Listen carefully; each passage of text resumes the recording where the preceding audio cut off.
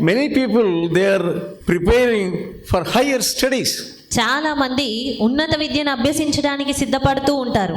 But when the Holy Spirit touches a person, కానీ పరిశుద్ధాత్ముడు ఒక వ్యక్తిని తాకినప్పుడు, mostly the children, మరీ ముఖ్యంగా పిల్లలను, so they are sending them to Hyderabad or Vijayawada or Bangalore.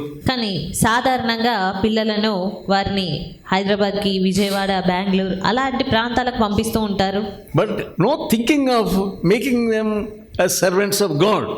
అంతేగాని పిల్లలను దేవుని సేవకులుగా సిద్ధపరచాలి అన్న తలంపే ఉండదు.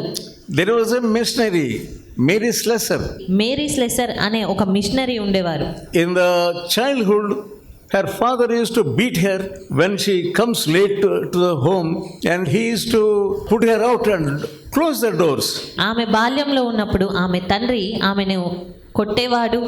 ఎప్పుడైనా ఆమె ఆలస్యంగా వచ్చినప్పుడు ఆమెను ఇంటి బయటనే ఉంచేవాడు. 18 hours she used to work in a factory. ఒక ఫ్యాక్టరీలో ఆమె సుమారు 18 గంటల సమయం పనిచేస్తూ ఉండేది. She was a very hard-working girl. ఆమె ఎంతో శ్రమించేటువంటి అమ్మాయి. And she did not fear anyone. ఆమె ఎవరికి భయపడేది కాదు. Even the young people also she would not fear. యవనస్తులకు సైతము ఆమె ఎంత మాత్రం భయపడేది కాదు. She was influenced by a missionary called David Livingstone. ఆమె డేవిడ్ లివింగ్స్టన్ అనే మిషనరీ జీవిత చరిత్రను బట్టి ఆమె ఇన్స్పైర్ అయ్యింది. She also wanted to live like David Livingstone. ఆ తర్వాత ఆమె కూడా డేవిడ్ లివింగ్స్టన్ గారి లాగే జీవించాలి అని అనుకుంది. Because she was a hard working woman. ఎందుకంటే ఆమె కఠినమైనటువంటి శ్రమ చెయ్యగలిగినటువంటి అమ్మాయి. She wanted to do God's work like David Livingstone. ఆమె కూడా డేవిడ్ లివింగ్స్టన్ లాగే దేవుని సేవ చెయ్యాలి అని ఆశించింది. She selected a place in Africa. ఆమె ఆఫ్రికాలో ఒక స్థలాన్ని ఎంచుకుంది. She selected a place. That place is called White Man's Grave. మరి ఆఫ్రికాలో తెల్లవారి సమాధి అని పిలువబడేటువంటి స్థలం ఎంచుకుంది. When missionaries went there, మిషనరీలు ఆ స్థలానికి వెళ్ళినప్పుడు they used to eat away.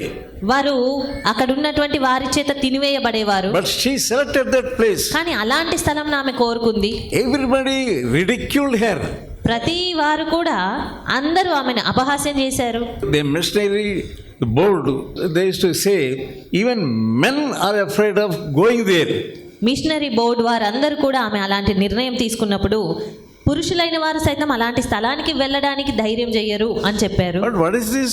You want to go there? మరి ఇదేంటి నువ్వు వెళ్ళాలి అని అనుకుంటున్నాను అంటున్నావు? But she said, I want to go there. కానీ ఆమె నేను అక్కడికి వెళ్ళాలనుకుంటున్నాను I అని want చెప్పింది. to do work there. అక్కడ నేను పని చేయాలనుకుంటున్నాను. She went and worked hard. ఆమె వెళ్ళి అక్కడ ఎంతో శ్రమ పడింది. Finally, she won the victory. చివరికి ఆమె విజయంను సాధించింది. Their garlands was the skull of a man, మరి skull of a person. అక్కడి ప్రజల మెడలో ఉండేటువంటి దండలు కేవలము మనుషుల పుర్రెలు ఉండేవి. Always killing. అన్ని వేళలా చంపడము. Mostly the foolish practice is if a woman gives birth to twins. మరీ ముఖ్యంగా అక్కడ ఉన్నటువంటి ఒక వెర్రి ఆచారం ఏదనగా ఎవరైనా స్త్రీ ఒకవేళ కవలను గనుక జన్మనిచ్చినట్టయితే And one boy or girl is of devil. మరి ఆ ఇద్దరిలో అమ్మాయే కానీ అబ్బాయే కానీ వారిద్దరిలో ఒకరు దయ్యపు పిల్ల అని వారు నమ్మేవారు. So they used to throw away into the river. కాబట్టి వారిలో ఎవరో తెలియక వారు ఆ పిల్లలని నీళ్ళలో పడివేసేవారు. Both the children into the river. వారి ఇద్దరు పిల్లలని వారు నదిలోనో లేకపోతే నీళ్ళలో పడివేసేవారు. She thought it is a devilish practice. ఆమె అది ఒక సాతానుకు సంబంధించినటువంటి కార్యంగా ఆమె తలంచింది. She went to them ఆమె వారి యొద్దకు వెళ్ళి and grabbed the children.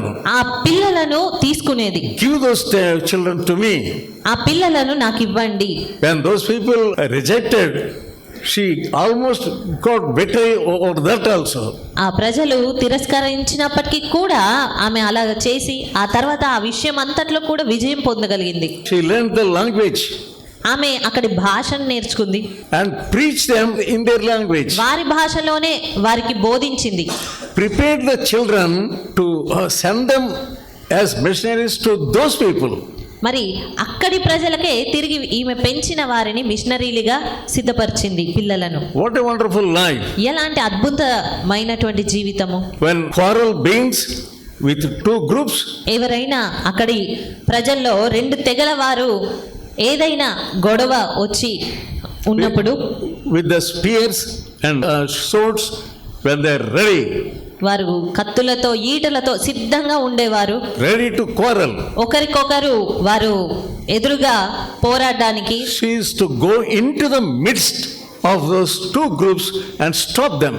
అలాంటి సమయంలో ఆమె వారిద్దరి మధ్యకు వెళ్ళి ఆ తెగలను లేదా ఆ గ్రూప్స్ ని ఆపడానికి ప్రయత్నించేది. What a bold girl it is. ఎలాంటి ధైర్యవంతురాలు. 25 years girl. 25 సంవత్సరాల యువతి. And she went to that place. ఆమె అలాంటి స్థలానికి వెళ్ళింది. Some pastors they pray, Lord, కొంతమంది పాస్టర్స్ ప్రార్థిస్తారు, ఎలా? Lord save Africa. ప్రభువా ఆఫ్రికాను రక్షించండి, Save those people. ఆ ప్రజలను రక్షించండి. One day, ఒక దినము the girl of a pastor, she went to her father. ఒక దినం పాస్టర్ గారి అమ్మాయి వారి తండ్రి యొద్దకు వెళ్ళి And she was telling, ఆమె తండ్రితో చెప్పింది, the Lord is asking me to go to Africa. దేవుడు నన్ను ఆఫ్రికాకు వెళ్ళమంటున్నారు. Yeah, what he was telling? మరి అప్పుడు అతను ఏం చెప్తున్నాడు? Ayo, my girl, my daughter, అయ్యో నా కూతురా, if you go to Africa, నీవు గనక ఆఫ్రికా వెళ్తే big lions will be there. అక్కడ పెద్ద పెద్ద సింహాలు ఉంటాయి, Tigers will be there. పులులు ఉంటాయి, They will eat away.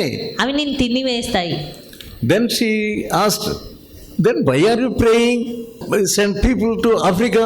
మరి అలాంటప్పుడు ఎందుకు మీరు ప్రజలను ఆఫ్రికా పంపించండి అని ప్రార్థిస్తున్నారు అని అడిగింది తండ్రిని. Yeah, others may go, but you cannot go. ఎవరైనా వెళ్ళొచ్చు, కానీ నువ్వు మాత్రం వెళ్ళొద్దు. What is the use of praying like that? మరి ఆ రీతిగా ప్రార్థించి ప్రయోజనం ఏంటి? It is a sodi prayer. అది కేవలం సోది ప్రార్థన. So don't pray like that. కాబట్టి అలా ఉండకూడదు. You pray, Lord, send me to Africa. నీవు ప్రభువా నన్ను ఆఫ్రికాకు పంపించండి అని ప్రార్థించాలి. Send me to Nepal. నన్ను నేపాల్కి పంపించండి అని ప్రార్థించాలి. When you pray, where God sends you, you go. మరి ఆ రీతిగా ప్రార్థించినప్పుడు దేవుడు ఎక్కడికి పంపిస్తే అక్కడికి వెళ్ళగలగాలి. That's why Jesus said, అందుకే యేసుక్రీస్తు చెప్పారు, love not your father, mother, brother and sister more than me. నీ తల్లినైనా తండ్రినైనా సహోదరినైనా నాకంటే ఎక్కువగా ప్రేమించకూడదు.